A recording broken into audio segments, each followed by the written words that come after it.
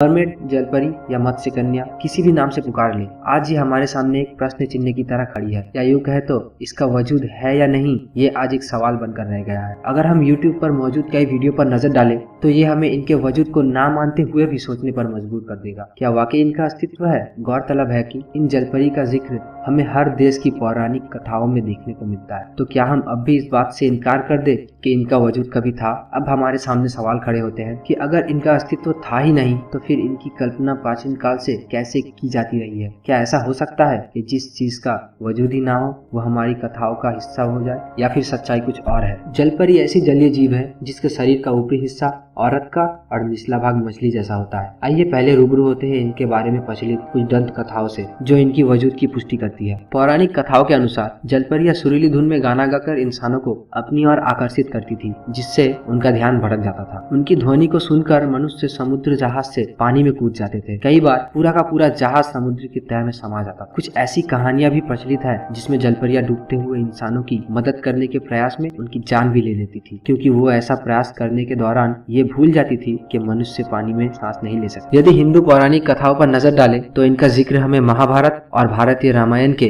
थाईवो कंबोडियाई संस्करणों में देखने को मिलता है। थाईवो कंबोडियाई संस्करणों में रावण की बेटी सुवर्णमछा का उल्लेख किया गया है, जो कि सोने की जलपरी थी। महाभारत के अनुसार अर्जुन की पत्नी उलूपी का भी जिक्र किया गया है जलपरी के रूप में। वो एक नाग कन्या थी जो पानी में रहती थी। इसके अलावा भगवान विष्णु के मत्स्य अवतार का उल्लेख भी देखने को मिलता है, जिनका शरीर का ऊपरी भाग मानव का और निचला भाग मछली जैसा था। असायरिया में 1000 ईसा पूर्व मिली जलपरियों की कहानी के बारे में कहा जाता है कि ये जलपरियों की पहली कहानी है। असायरियन की रानी देवी अटारगटिस, जो सेमिरमिस की माँ थी, एक चरवाहे से बहुत प्यार करती थी, पर ना चाहते हुए भी उसे अपनी प्रेमी को मौत के घाट उतारना पड़ा। इस बात से वो इतनी शर्मिंदा हो गई थी कि उसने तालाब में छलांग लगा दी और एक मछली का रूप ले लिया। लेकिन जल भी उसकी खूबसूरती को छुपा नहीं पाया और इस कारण उसका आधा शरीर पहले जैसा रह गया और नीचे का हिस्सा मछली की तरह हो गया। ग्रीक कहानियों में अटारगटिस को डेरकेटो भी माना जाता है। एक मशहूर ग्रीक कथा के अनुसार अलेक्जेंडर द ग्रेट की बहन थेसालोनिक मरने के बाद एक जलपरी बन गई थी। जलपरी के रूप में दूसरा जन्म पाने के बाद काफी समय तक जीवित रही और जब भी कभी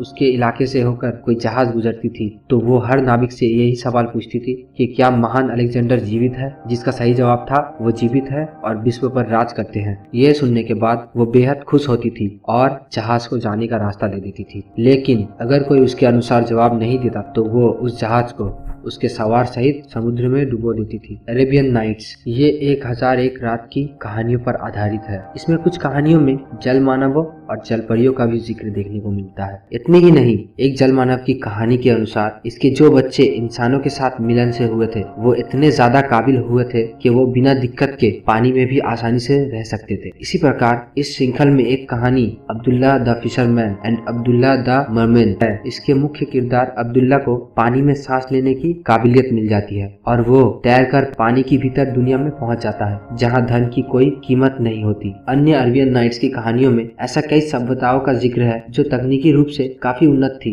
परंतु अपने मतभेदों के चलते ध्वस्त हो गई। इसी प्रकार हम अगर प्राचीन चीनी कथाओं पर नजर डालें तो पुराने चीनी दंत कथाओं में जलपरियां एक बेहद खास जीव हुआ करती थी, जिनके आंसू मोतियों में बदल जाया करते थे, जिस कारण मछुआरे इन्हें पकड़ने को कोशिश में लग जाते थे। लेकिन वो इतनी सुरीली होती थी कि अपने गाने से मंत्रमुग्ध कर मछुआरों को पानी के भीतर खींच लिया करती थी। अगर हम आए दिन समाचारों और सोशल मीडिया की खबरों पर नजर डालें तो जलपरियों को देखे जाने के दावे समय समय पर किए जाते रहे हैं। ऐसा दावा करने वालों में जावा, पाकिस्तान, ब्रिटिश कोलंबिया और 2 कनेडियाई घटनाओं तक को शुमार किया जा सकता है, जो वैंकूवर और विक्टोरिया के नजदीकी इलाकों में हुई थी। हाल फिलहाल में भारत के पोरबंदर के पास मधुपुरा गांव के पास समुद्र तट पर एक मरी हुई जलपरी मिलने की खबर सोशल मीडिया में काफी छाई हुई थी। घटनाएं काफी हुई है, लेकिन इन सभी में कितनी सच्चाई है ये तो कहना मुश्किल है। अगर हम वैज्ञानिक व विशेषज्ञों की दृष्टि से देखें तो मरमेड या जलपरी जैसी किसी भी जीव का